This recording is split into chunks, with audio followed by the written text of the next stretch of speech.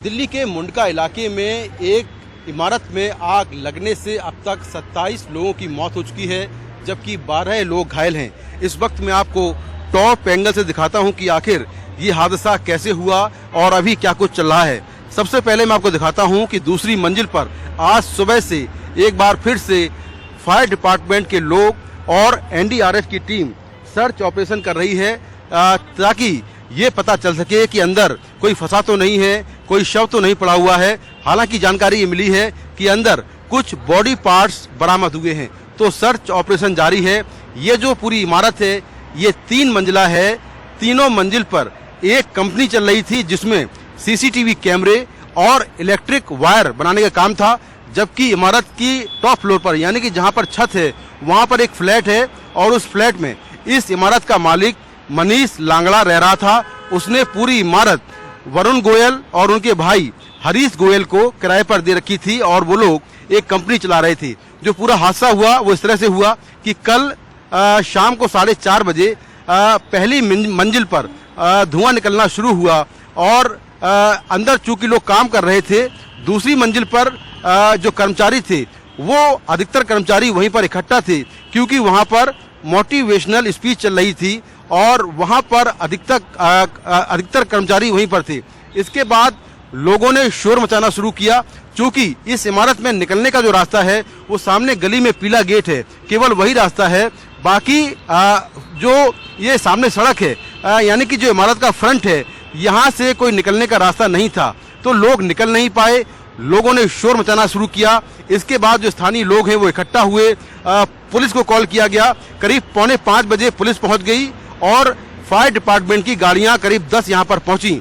इसके बाद शीशों को तोड़ा गया। जो इमारत है इसके चारों ओर शीशे लगे हुए थे, शीशों को तोड़ा गया और शीशे तोड़ने के बाद कई सारे लोग ऐसे थे जो जान बचाने के लिए ऊपर से कूद गए और घायल हो गए। इसके बाद फायर डिपार्टमेंट के लोगों ने हाइड्रोलिक क्रेन लगाई और हाइड्रोलिक क्रेन के जरिए यहाँ से लोगों को निकालने का जो प्रोसेस है वो शुरू हुआ। जो अंदर दूसरी मंजिल पर अधिकतर जो कर्मचारी थे उनमें महिलाएं थीं और महिलाएं जो है वो अंदर से नहीं निकल पाईं। अधिकतर लोगों की मौत दम घुटने से हुई। तो लगातार जो फायर की डिपार्टमेंट के लोग हैं वो अपना राहत और बचाव कार्य करते रहे और रात में 11:30 बजे तक सभी लोगों को लगभग अंदर से निकाल लिया गया। बाद में जानकारी मिली कि जो लोग निकाले गए हैं उनमें 27 लोगों की मौत हो चुकी है, जबकि 12 लोग घायल हैं। इसके बाद रात 11:30 बजे के बाद एक बार फिर से आग भड़क गई, जिसको दमकल विभाग ने रात करीब 2 बजे काबू पाया और तब से लगातार यहाँ पर कूलिंग प्रोसेस चल रहा है। आप देखें कि इमारत में कुछ हिस्सों में अभी भी जो धुआं है वो निकल रहा है। दमकल विभाग के लोग यहाँ पर काम कर रहे हैं, जो एनडीआरएफ की टीम है वो काम कर रही है। जानकारी ये मिली है कि ये जो इमारत थी इसकी कोई भी फायर की एनओसी नहीं थी और बिना एनओसी के ही यहाँ पर जो कंपनी है वो चलाई जा रही थी।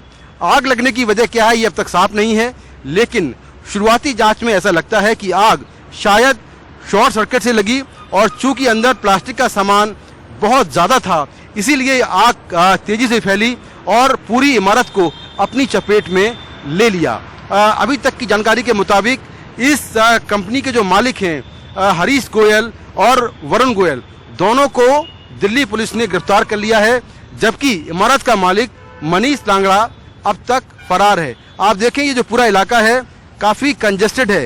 ये सामने सड़क जरूर खुली हुई है, लेकिन अंदर आप देखें तो यहाँ पर पतली पतली गलियाँ हैं और सैकड़ों की संख्या में यहाँ पर कंपनियाँ हैं जो इस तरह से कारोबार यहाँ पर कर रही हैं। लेकिन अधिकतर जो कंपनीज हैं उनके पास कोई एनओसी नहीं है फायर की, और यही वजह है कि जो कंपनी के मालिक हैं वो कंपनी का फ्रंट गेट बंद रखते हैं, साइड से गेट खोलते हैं ताकि जो सरकारी अफसर हैं, एमसीडी के लोग हैं, फायर डिपार्टमेंट के लोग हैं, उनको ये मालूम न चल पाए कि कंपनी में क्या कुछ चल रहा है, कितने लोग यहाँ पर काम कर रहे हैं। और ऐसी ही ये कंपनी है कि इसका जो फ्रंट गेट है उसको बंद रखा गया था, जबकि साइड में गली में एक छोटा गेट है, निकलने का वही रास्ता था।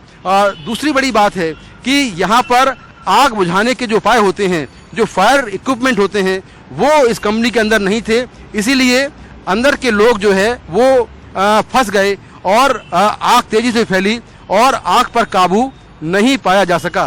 तो लगातार दिल्ली में इस तरह के हादसे होते रहते हैं, तारीखें बदलती हैं, जगह बदलती है, लेकिन हादसे लगभग वैसे ही होते हैं और बड़ी संख्या में लोग मारे जाते हैं। लेकिन सरकार और जो एजेंसियां हैं वो इनसे कोई सबक नहीं लेती हैं। तो एक बड़ा हादसा दिल्ली में जिसमें 27 लोग मारे गए हैं जबकि 12 लोग घायल हुए हैं। दिल्ली पुलिस अब इस पूरे हादसे की जांच कर रही है कि आखिर कैसे ये पूरा हादसा हुआ और इसके लिए जिम्मेदार कौन है। हालांकि कंपनी के मालिक गिरफ्तार हो चुके हैं, लेकिन इस इमारत का मालिक जो है वो फरार है, उसकी तलाश की जा रही है। नई दिल्ली से कैमरामैन सचिन गुप्ता के साथ मैं मुकेश सिंह, NDTV इंडिया।